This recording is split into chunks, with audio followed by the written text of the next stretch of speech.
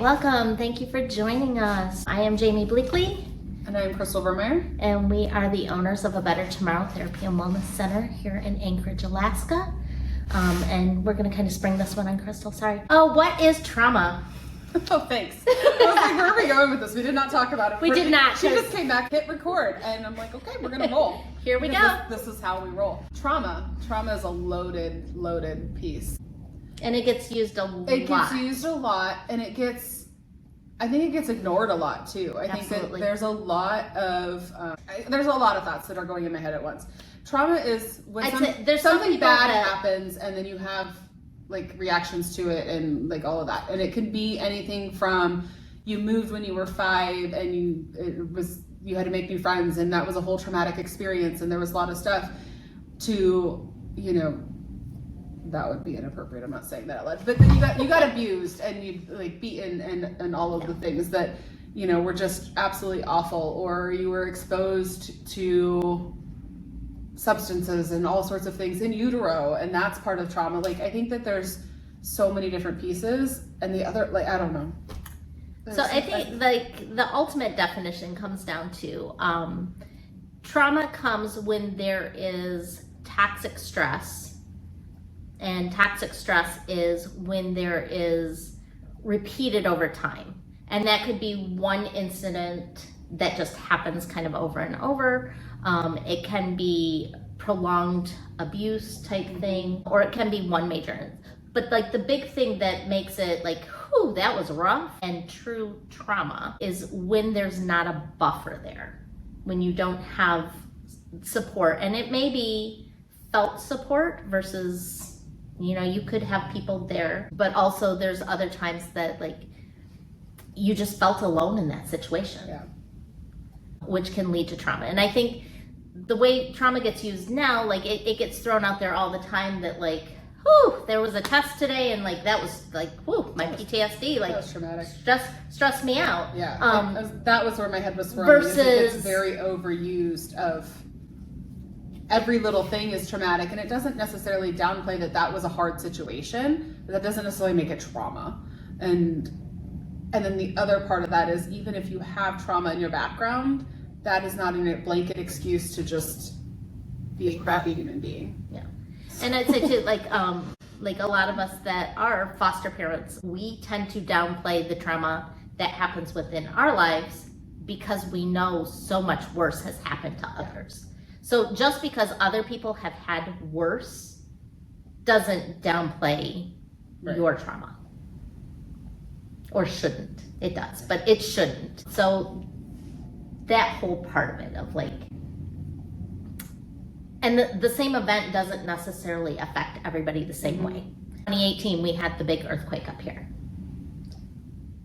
I was driving down the road, went to make a turn, and I had just had my tires like changed over the day before, and I had very nasty things to say about the guy who changed over my tires, because like all of a sudden I'm like, and I'm like, he missed lug nut day, my tires are gonna fall off. And it wasn't until I got to like the next stoplight that everything was like swaying, and I'm like, oh, so sorry, Christian. I take it all back. It wasn't your fault. It wasn't you. We have another friend who any little shimmer at this point, she's still like, because like for whatever reason that hit her a whole lot harder, and was like, I was able to find the humor in it. She was terrified. Yeah, and like I was fine. I was laying in bed, and then everything started shaking, and then it really started shaking, and things started falling off the bookshelves and stuff. So I just like stayed in the bed and was like, I'm not going to get hit by anything. I was fine. My husband was in the bathroom upstairs and came running down the stairs to like check and make sure that I was fine, the dogs were fine, everything was good. Our kids were at school, and they had very different responses to it. Like my daughter was like, this is kind of cool, like whatever. They evacuated the building, they all went outside, like the whole process, she was fine. She was also older. My son was in the bathroom at school, so alone. In a compromised position. Had to then exit that position and get out where everybody's like evacuating the building. So then he had to find his class where he wasn't with his class. It was a whole thing. And thankfully there was another mom there that was able to like help calm him down. And like she called me and was like, hey, Carter's really upset about this. I was like, Andrew is already on his way. Like, it was a big enough earthquake that I was like, go get the kids. Like, we don't know what's going to happen next, and we don't know like what everything is. And they ended up dismissing everybody. Everybody went home from school. It was like right in the first thing in the morning, so it was early. And so like that all played out. But like my son, for probably a couple years even, honestly, was terrified of tsunamis and like what's going to happen, and are we going to have a tsunami, and are we going to like whatever. And so it was to the point where we were actually camping a couple years later, and a different earthquake, slightly smaller but still big, and we were outside, and it was like, oh, okay, this is different. And then I was like, oh crap, my son, he's gonna be like all freaked out about the earthquake. He was swinging on the swings and didn't even know what happened. And so like, okay, well, that was great. So we had moved past it at that point, and he's now fine. But that was the thing for a while.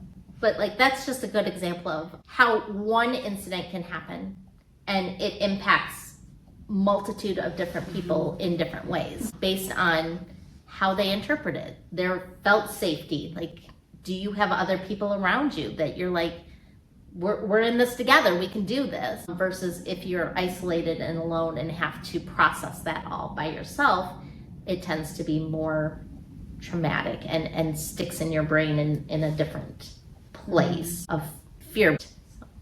Yeah.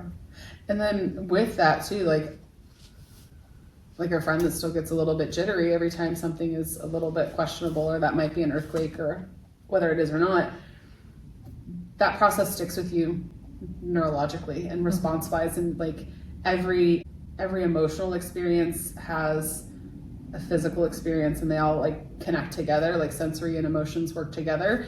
And so you can be triggered out of nowhere, it seems. And then that's important, like for us in our work, to keep in mind with the kids that we're working with that have those harder backgrounds, is something we do or say, or they notice smells, certain looks of different people. If they were abused by a man, maybe a man. If they're abused by a woman, maybe a woman walking through, like all of those things that don't seem, we may not notice or know, but there might be a reason that's setting them into that fight or flight. And then we're getting into behaviors and situations and dysregulation that is really tricky to manage, especially if you don't know where that's coming from. So like, again, importance of like backgrounds and knowing their history, knowing what's going on, so that you can be as informed as possible is helpful. But yeah, traumas. And that doesn't necessarily mean you need to know every detail, or but being aware of what somebody had, like what they possibly may have been through, or what might be some common things that happen in whatever environment they were in. Or we had one kid that the physical therapist was playing with them, and they were kind of like picking him up and tossing him into a pillow, and like the first 2-3 times was great, and they picked up and tossed this kid, and this kid lost her ever-loving mind, like screaming. And she had a specific trauma cry, like you could tell, like things had switched. This kid was dissociated, and like the physical therapist, like, we've been doing this. Is she hurt? But like her background too is they lived in a hotel with lots of people, and when there was a fight or argument, she would get tossed onto the bed to kind of get her out of the way of the altercations that was going on. And just kind of that repetitive movement of that, it finally like clicked of like, oh, my body's done this before. And it doesn't necessarily mean, I don't know that scenario specifically, but it doesn't necessarily mean that in that case that the kid is aware and cognitive of that connection. And so they're having this big reaction, which in and of itself is scary. And yeah, there's a lot of different layers to that, but you can be triggered and unaware. You can have big feelings and big emotions, and things come up, and it feels like yourself out of nowhere, and like, what the heck is going on, and why am I having all of these feelings, and where is this coming from? And so it takes some like digging and searching in yourself as an adult. So these little people that we're working with, they may not have words to go with it, or it may be before they were pre-verbal, it may be when they were in utero, it may be when they were just like fresh out into the world. But all of those experiences are stored in the body. Like the body is a holding ground for everything that we experience, both good and bad. And when I teach a different class on like relationships and working with kids with autism and similar kind of connection challenges, and one of the things that we talk about with that, like emotions and sensory experiences, dual coding, and how that comes together is that can be both positive and negative. It can be like, I had this great experience with my grandma when we were young and we baked cookies. And so like every time I smell chocolate chip cookies, it reminds me of grandma. Like, cool, that's great.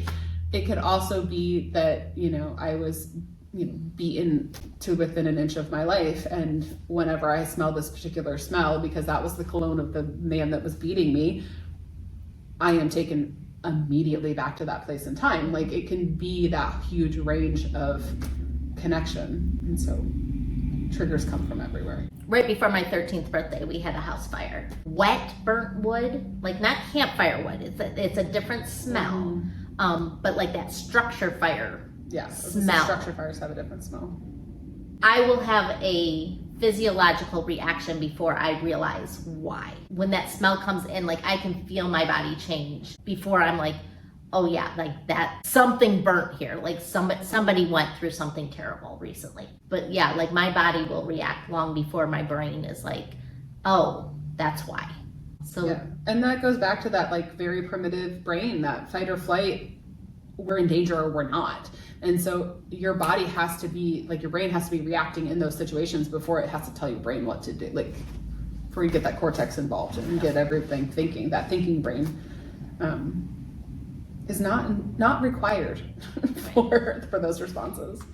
And what we'll see is our kids that are nonverbal, they are sponges. They take in all of the information. They see, they smell, they hear all that's going on around them. They pick up on the movement. They pick up on other people's energy, but they don't have the ability to process what all of those emotions and sounds and movement and pain equal. So our older kids, once they have words, they can kind of talk it out. They can go through it. They can rationalize. Like as you get older, they can rationalize, like, this happens, but nothing bad really happens from it. Or,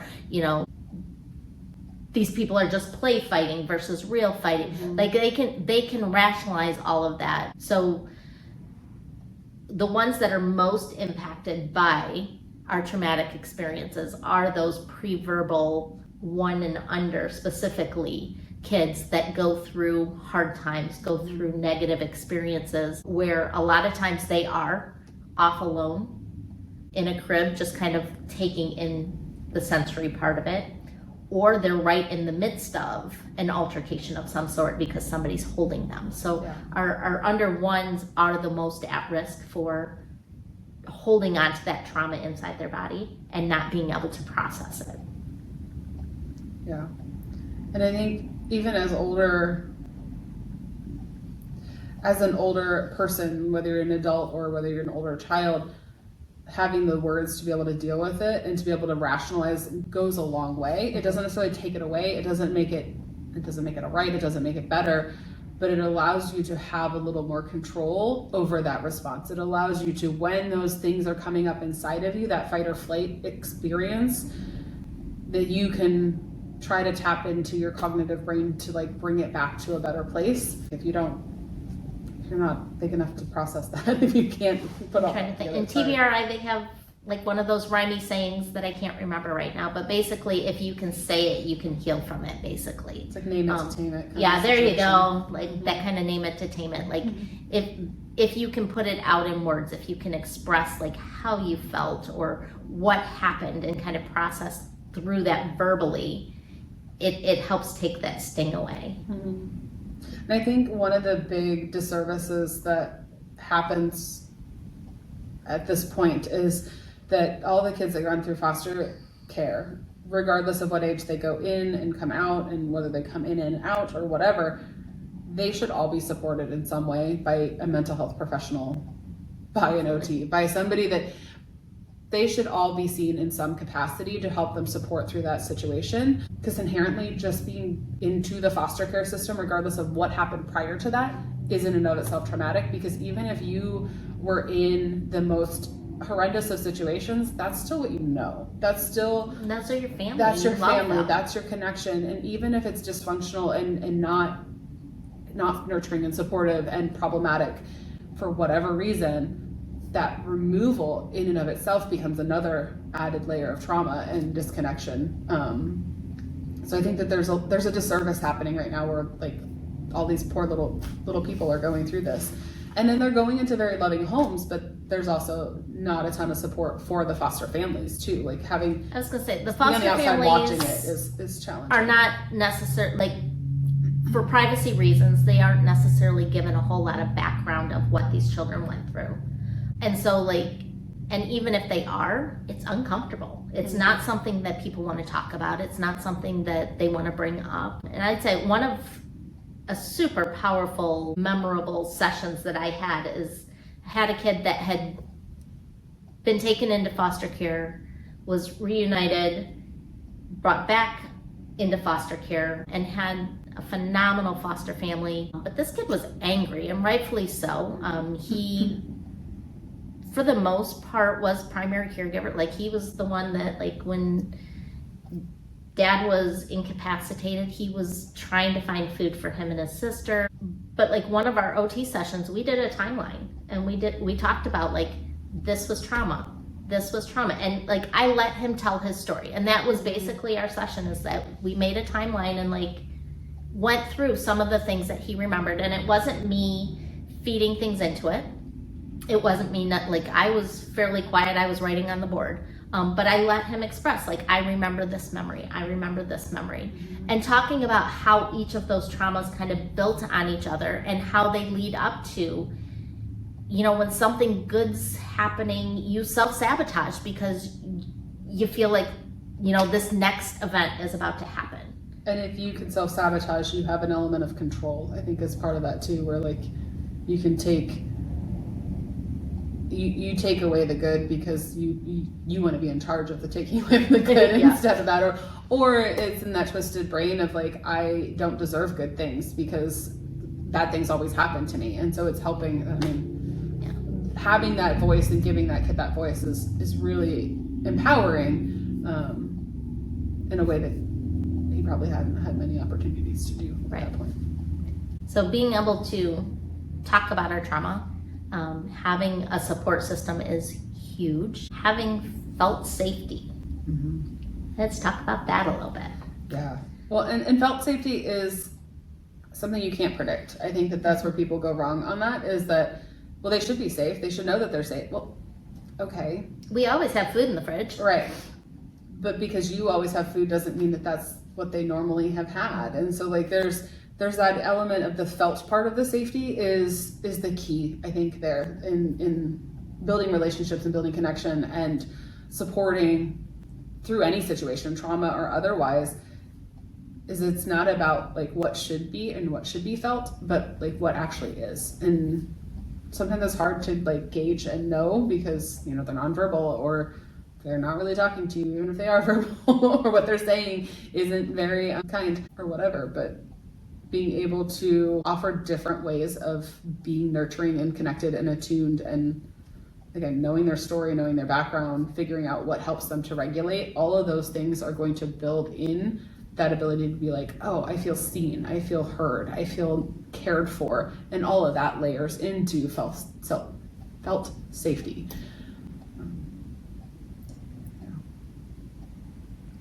So we'll see too. Some of that might mean moving the kid's bedroom around. You may have it like, so you think it's super cute and it flows well, but having their bed right next to the window may not feel safe. Or having their bed right next to the door where somebody can sneak in on them may not feel safe. Having night lights, even though they may be beyond that point, or like having a white noise machine to like block out the extra furnace kicking on, kicking off, those unexpected noises, or having noise going on because chaos is their normal. That feels safe. When things get quiet, that's when it's dangerous. So kind of putting yourself in kind of those uncomfortable situations to think about what was their normal to begin with, and what helps them feel safe. Yeah. And that goes all the way to like, you could take a baby home from the hospital and assume that there's not, like, I had them fresh, like they were brand new, they came home, they've only known me. But that's not true. They also had that lived experience in utero, where there is a point where they start hearing and feeling and sensing and knowing all of that stuff. Plus there's all the neurochemistry of mom's hormones and chemicals and all of the things and the substances that may have been pumped through. And that's their normal. And that's, you know, for however long they were there, that is what they were raised in, and that's how they were developed and put together. And that makes it really tricky too, because if you go from chaos into a nice, calm, loving home, calm and loving now becomes your new chaos because it's not your normal. Weird. And it's tricky to wrap your head around a little bit too sometimes, especially if you're just like, but it's so loving and nurturing and calm, and you're like, yes, it is, except that feels so foreign. That is very alien to like their comfort zone, even if their comfort zone is uncomfortable. And so it's that, like, you have to work into finding felt safety in what should be safe but isn't safe.